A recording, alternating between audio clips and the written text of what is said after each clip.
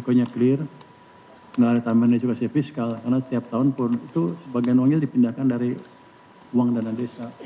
Jadi setiap tahun pun memang kita belanja segitu, cuman sekarang cara belanjanya berubah. Saudara Wakil Ketua DPR Sufmi Dasko Ahmad meminta rencana impor mobil India untuk Koperasi Merah Putih ditunda. Sementara Kadin meminta pemerintah batalkan impor mobil India tersebut. Kita ulas soal impor mobil India ini bersama Ketua Komisi 7 DPR RI Saleh Daulay serta Wakil Ketua Kadin Sarman Simanjorang. Selamat malam Bang Saleh juga Bang Sarman. Selamat malam Mbak. Selamat malam dengan Friska di sini. Saya ke Bang Saleh dulu. Jadi sejauh ini keputusannya ditunda ya Bang Saleh ya, bukan dibatalkan?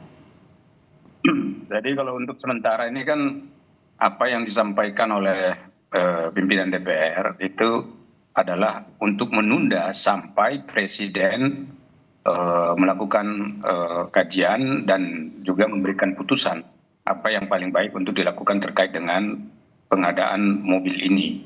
Dan saya melihat bahwa nanti pada akhirnya kan pilihannya itu ada dua, jadi itu dibatalkan atau ditunda. Nah ditunda itu berarti ada dua juga, ditunda untuk pembeliannya, nanti untuk selanjutnya mungkin bisa jadi lanjut, tapi atau ditunda untuk sementara beli sekarang dan pada akhirnya juga ditunda atau dibatalkan sehingga tidak jadi dibeli.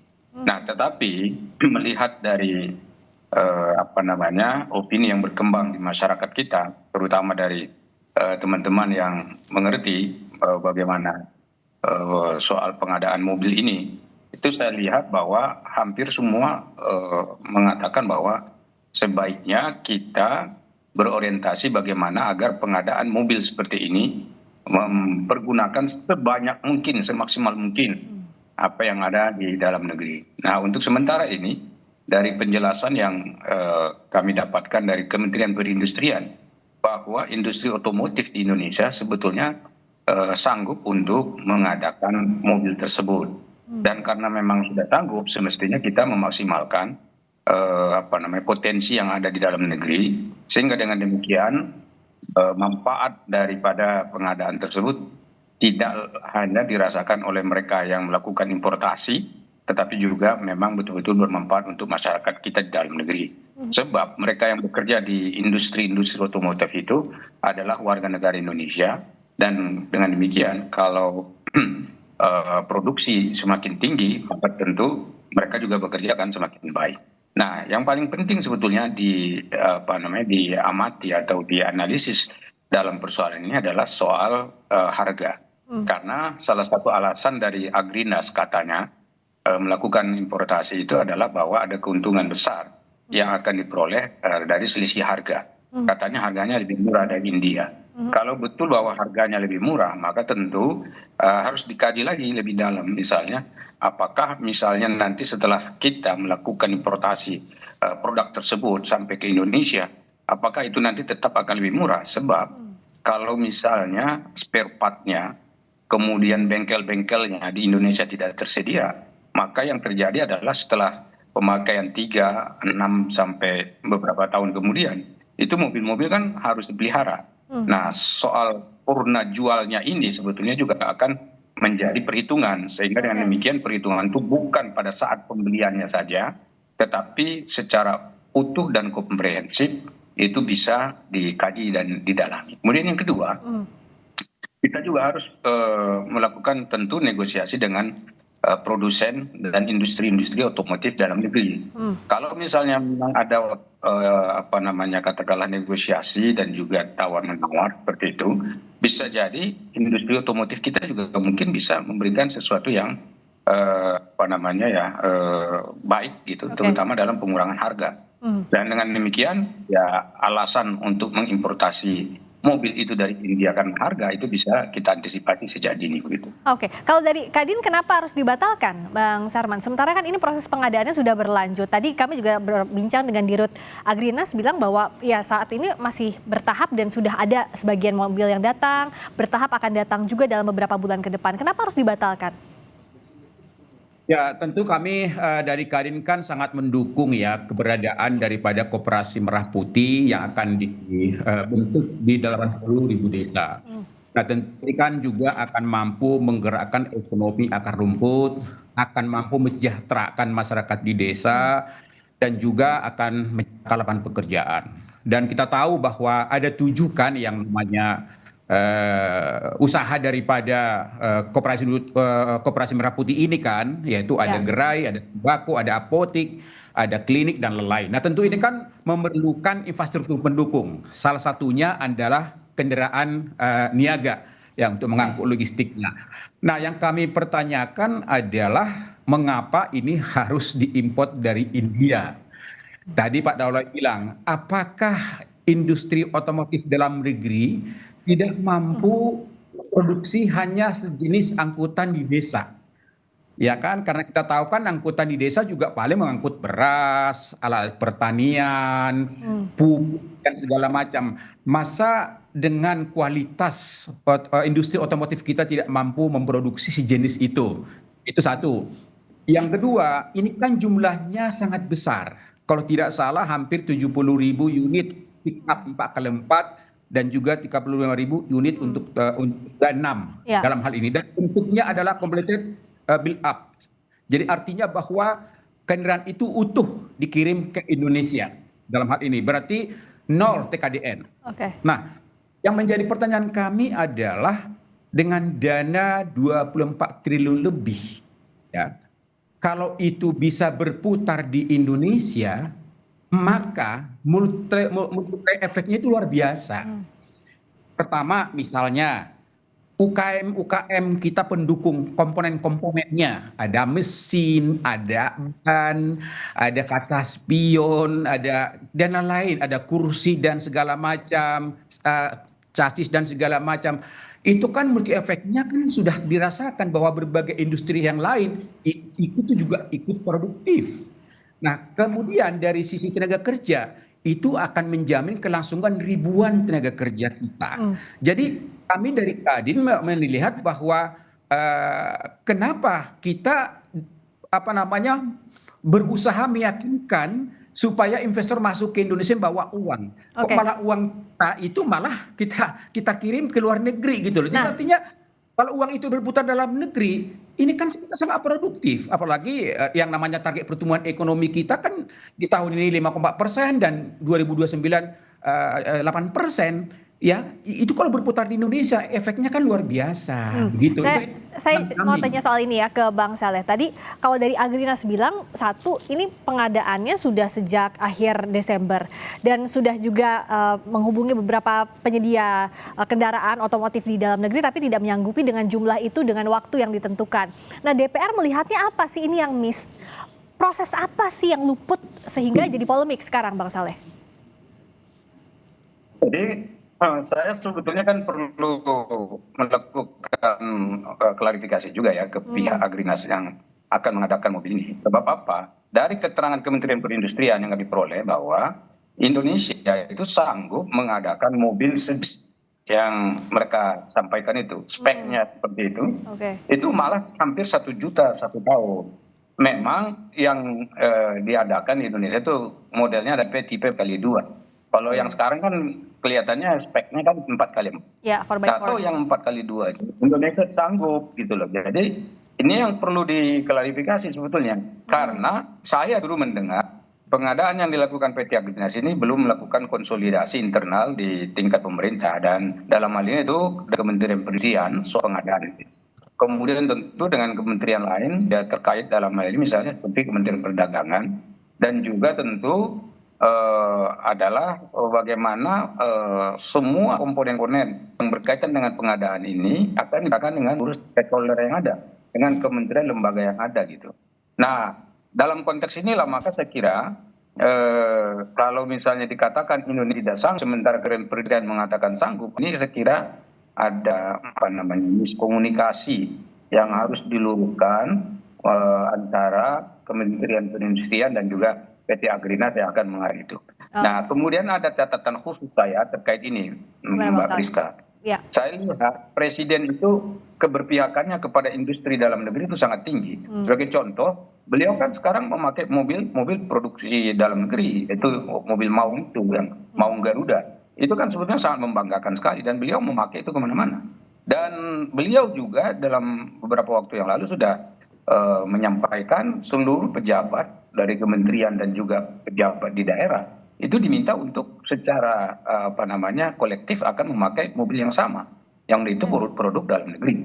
Nah ini kan juga adalah kebanggaan kita sebagai bangsa Indonesia kalau misalnya produksi seperti itu bisa, dan kita sudah memilih industri otomotif yang saya kira sudah punya nama. Kalau di ASEAN malah saya kira Indonesia tidak kalah ya untuk soal memproduksi mobil-mobil seperti ini. Dan kita dengan jumlah penduduk yang besar seperti ini kan sudah terbukti mobil-mobil yang dibutuhkan oleh masyarakat kita bisa dipenuhi oleh produsen-produsen yang tadi itu. Ya.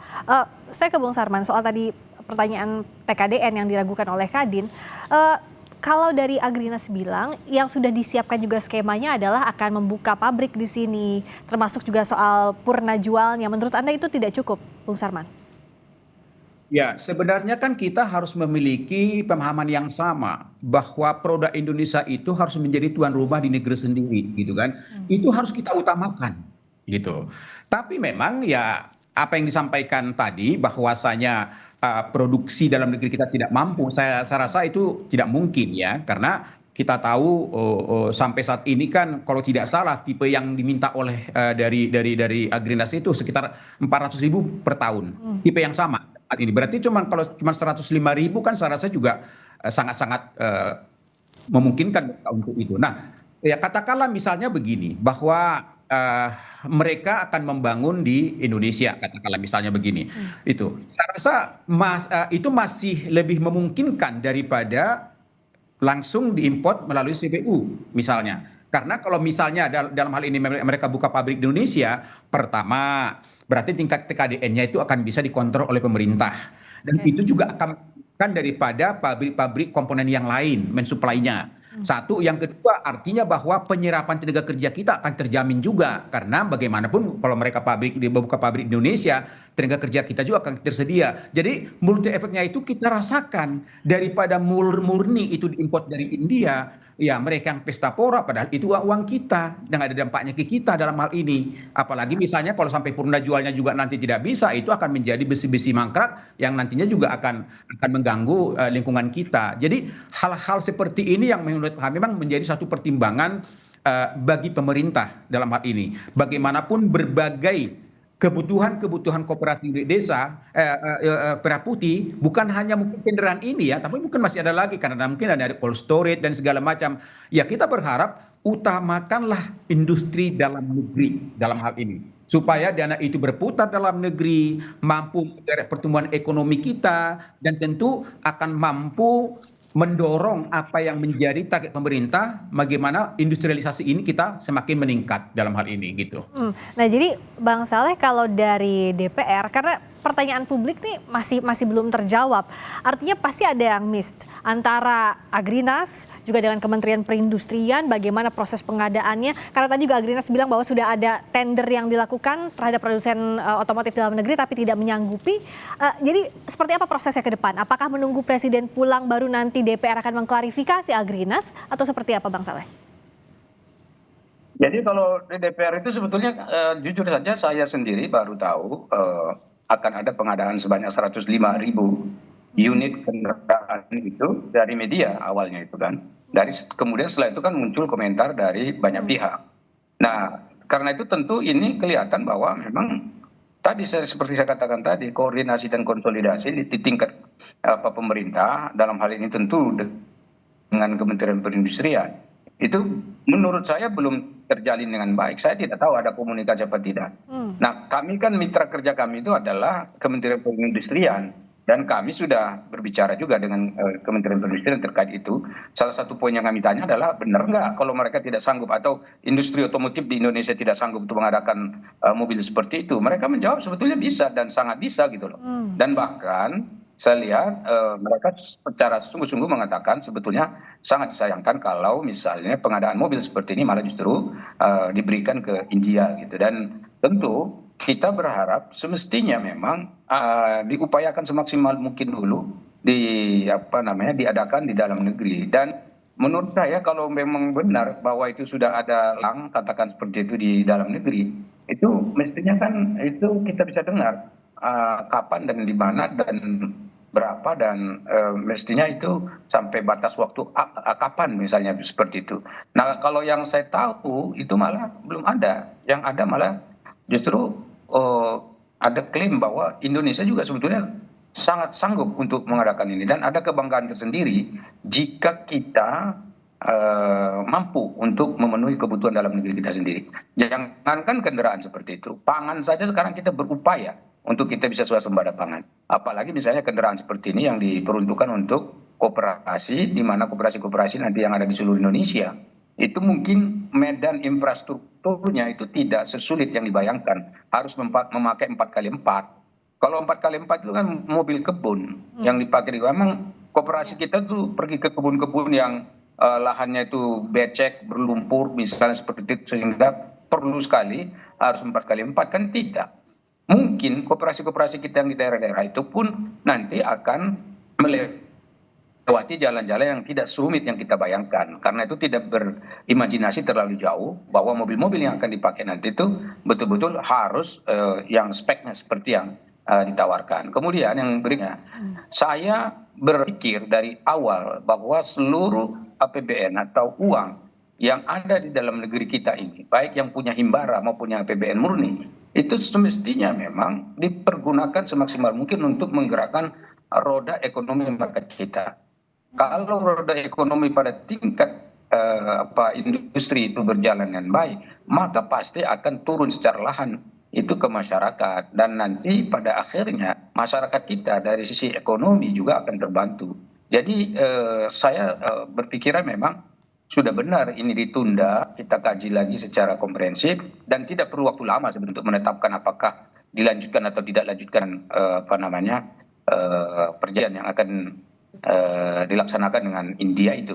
Okay. Menurut saya pemikiran terkait dengan pengadaan ini itu tidak perlu melakukan kajian, bahkan mengundang para ahli yang betul-betul memiliki ilmu pengetahuan yang dalam terkait ini. Secara umum saja masyarakat sudah mengerti bahwa pengadaan di dalam negeri pasti akan lebih baik dibandingkan dengan pengadaan yang dari dia itu seperti itu. Nah, terakhir kalau Bang Sarman, karena ini kan kalau dibatalkan sementara mobilnya sudah ada yang datang ke Indonesia, seperti apa skema yang ada di bayangan Kadin? Ya, kalau kami sih sebenarnya ya ini akan kembali kepada kebijakan pemerintah, ya kan, bahwa kami dari Kadin kan komitmen bagaimana supaya industri kita ini produktif. Apalagi ini yang bersumber daripada APBN. Seyogyanya kalau dana APBN, ya biarlah itu berputar dalam negeri, selanjutnya itu mampu meningkatkan produktivitas daripada industri otomotif kita. Kalau masalahnya ketidakmampuan, saya yakin tidak mungkin tidak mampu. Tinggal dibentuk konsorsium. Karena industri otomotif kita kan bukan satu. Ada banyak itu. Kalau dijadikan satu konsorsium dengan target tertentu, sangat saya yakin itu bisa dalam hal ini. Nah, sehingga kami memang kembalikan kepada kebijakan pemerintah supaya itu dipertimbangkan kembali. Nah, bagaimana skemanya yang terbaru, karena ini mungkin sudah ada perjanjian, ya tentu kita tidak tahu isi perjanjiannya bagaimana, tapi kami sangat berharap supaya kue APBN ini juga dikembalikan kepada pengusaha-pengusaha yang ada di Indonesia. Itu catatan kami. Oke, jadi kita akan tunggu apakah ditunda atau dibatalkan impor mobil dari India 105.000 unit ini. Terima kasih Ketua Komisi 7 DPR RI Saleh Daulay dan Wakil Ketua Kadin Sarman Simanjorang. Terima kasih Bang Saleh, terima kasih Bang Sarman. Selamat malam. Berikutnya saudara